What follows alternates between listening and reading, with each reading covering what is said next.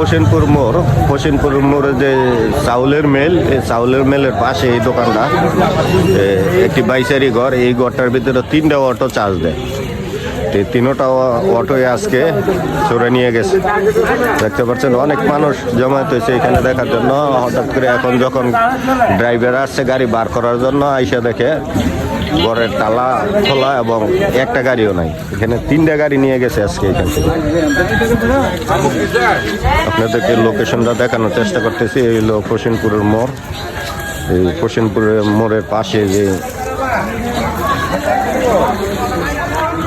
ফসিনপুরের মোড়ের পাশে যে চাউলের মেল, এই চাউলের মেল থেকে আজকে নিয়ে গেছে 3টা গাড়ি, 3টা অটো। একটি অটোর দাম 2.5 লক্ষ টাকা করে বর্তমান বাজারে জানেন।